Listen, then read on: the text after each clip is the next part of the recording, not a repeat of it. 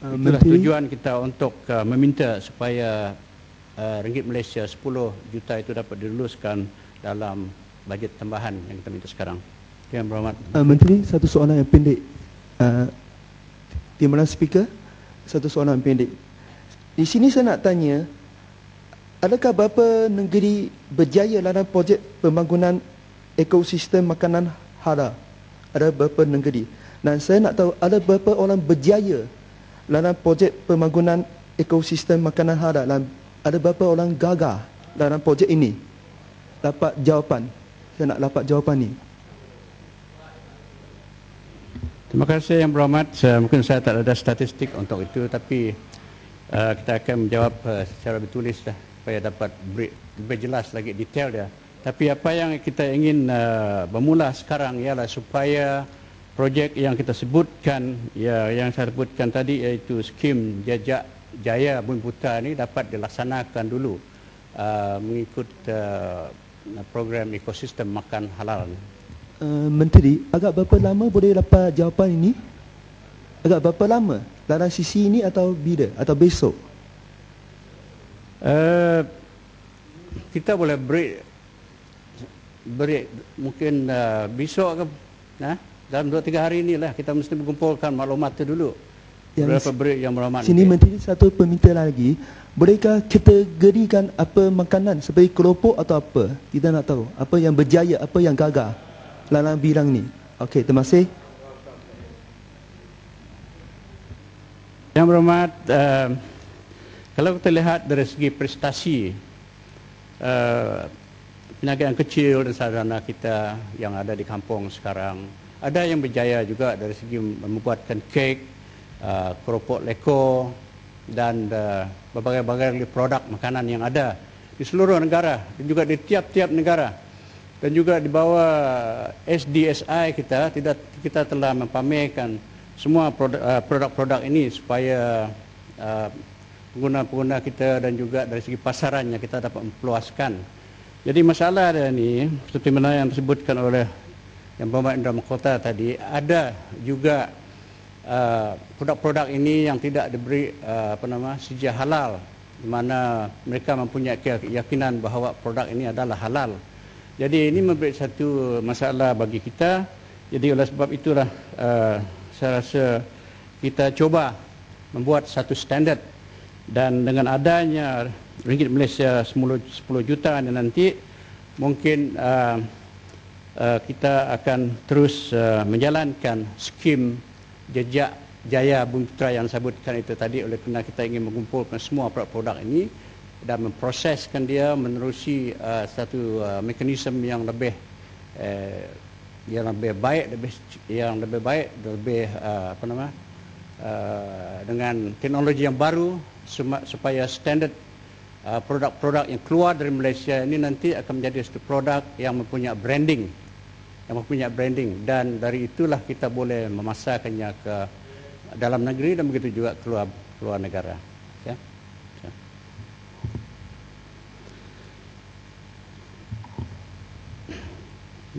Ya, saya teruskan Tuan Pengerusi. Yang Berhormat Indra Mahkota juga tadi sentuh kepada Kepala 40300 khidmat industri, 7.6 juta dasar sektorial. Apa dasar baru yang berbeza dengan bekalan 76 juta? Untuk menjawab perkara ini, ia bukan dasar baru, namun hanya merujukkan kepada objektif AM yang baru. Untuk makluman Yang Berhormat, objektif AM 7,000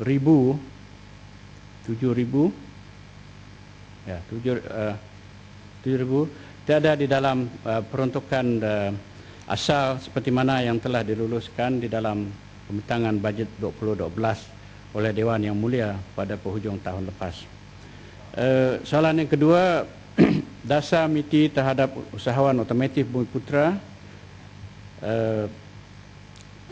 Tadi saya sentuh ni yang disoalkan oleh Jasin juga. Dan yang ketiga itu tadi, adakah Bank Negara terlibat dalam polisi usahawan otomotif Bumiputera ini?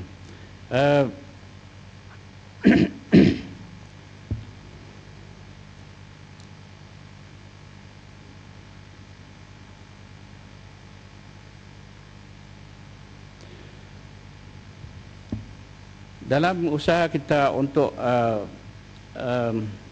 mengubalkan dasar otomotif Bumiputera ini ataupun dasar otomotif yang kita sebutkan ini tadi, ini memang ada di bawah satu komiti, di bawah satu jawatankuasa yang dipengurusikan oleh pihak Ministry of Finance, dan banyak juga kementerian, wakil-wakil dari kementerian lain yang dalam komiti ini. Jadi mereka inilah yang duduk sama untuk membincang dan juga mempersetujui cara mana new polisi baru bersama otomotif Bumiputera ini yang dapat dijalankan untuk membantu perniagaan Bumiputera kita. Terima kasih. Saya nak bagi cadangan. Oleh kerana Datuk Pengerusi, oleh kerana jumlah yang kita peruntukkan ni 50 juta ringgit, agak banyak lah, sebab peruntukan lepas tu terhad pada 7 juta saja. Jadi 50 juta diperuntukkan dan diluluskan sekejap lagi. Saya cadangkan oleh kerana dasar otomotif sah nampaknya tidak memasukkan perkara ini. Dan saya yakin semakan saya, sebenarnya memang tidak ada seksi ataupun seksyen khas nasihat daripada Bank Negara untuk memasukkan polisi ataupun peraturan ataupun jadual khas berkenaan dengan pembangunan usahawan otomotif Bumiputera dalam dasar otomotif negara. Sebenarnya tidak ada. Yang saya sebut ni adalah khidmat nasihat daripada Bank Negara. Ini semakan saya memang tidak ada. Sebenarnya memang tidak wujud. Jadi saya buat cadangan, oleh kerana perkara ini ada peruntukan yang besar dalam program pembangunan saja. Ini program pembangunan, bukannya membantu ni, bukannya membantu dari segi modal dan sebagainya. Ini program pembangunan usahawan saja. Maknanya dari segi konsultasi, dari segi khidmat nasihat, dari segi lawatan dan sebagainya. Jadi saya cadang kalau boleh pihak Yang Berhormat Menteri timbangkan supaya nasihat atau pandangan khidmat nasihat daripada Bank Negara dilanjutkan secara khusus untuk program pembangunan usahawan otomotif Bumiputera. Kalau bisa diatur itu, saya berterima kasih. Ya, terima kasih. Sokong. Terima kasih. Terima kasih lah Yang Berhormat Indra Mahkota atas atas cadangan tersebut. Saya rasa kalau kita lihat dari segi dengan terperinci dalam dalam dasar yang telah ditetapkan ini, saya rasa itu pun memang sumbangan itu memang sudah ada dalam itu, Yang Berhormat. Jadi walaupun baru sentuhkan perkara ini, saya rasa ini pun sudah termasuk dalam dasar tersebut. Terima kasih lah kerana juga menyentuh perkara tersebut dalam perkara yang kita baru sentuhkan hari ini. Jadi saya teruskan, Yang Berhormat, ini pun soalan dari Indra Mahkota juga. Apakah faedah yang diperolehi oleh PKS dengan menyertai ekosistem makanan halal tadi ya? Kita pun sudah sentuh perkara ini. Melalui program ekosistem makanan halal tadi yang akan diperolehi oleh PKS adalah untuk meningkatkan lagi operasi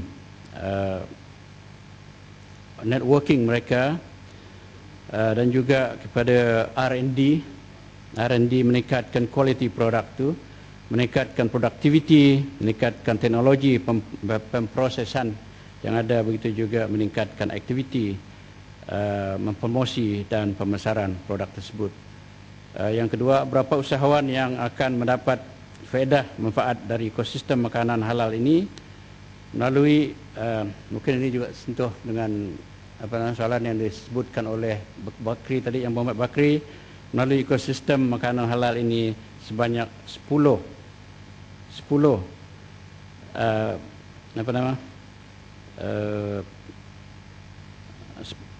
10 PKS akan dibangunkan apabila apabila peruntukan ini dapat diluluskan pada hari ini. Jadi ini permulaannya, tapi tujuan kita yang perlu ni ialah mungkin sampai 50 nanti kita perlu membuat pada masa akan datang. Tapi kita perlu tumpukan kepada 10 PKS saja sekarang.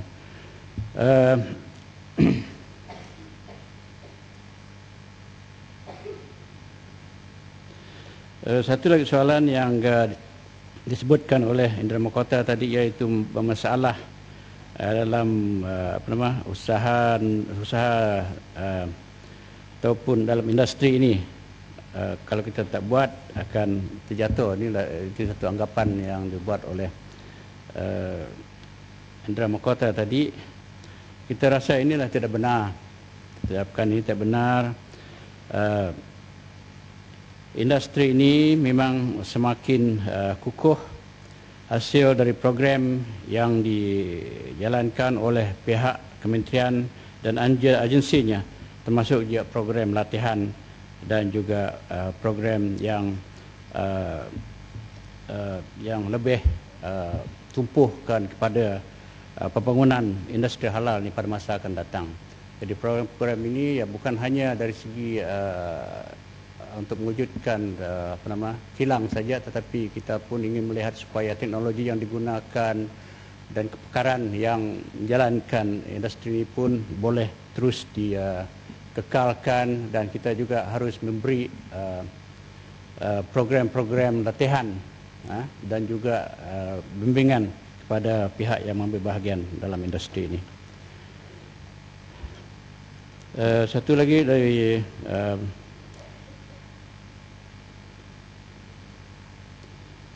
ya, ini pun ada terjawab.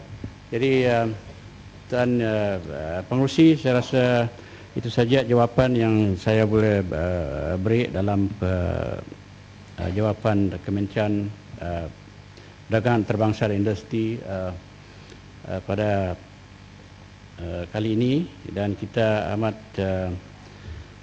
berterima kasihlah kepada pihak ahli yang berhormat yang telah mengambil bahagian, memberi pandangan dan juga teguran kepada pihak kami, dan kami berharap sekali dengan adanya pandangan yang baik yang seperti ini, kita akan terus meningkatkan lagi perkhidmatan kita kepada pihak usahawan dan begitu juga kepada pembangunan negara kita. Sekian, terima kasih.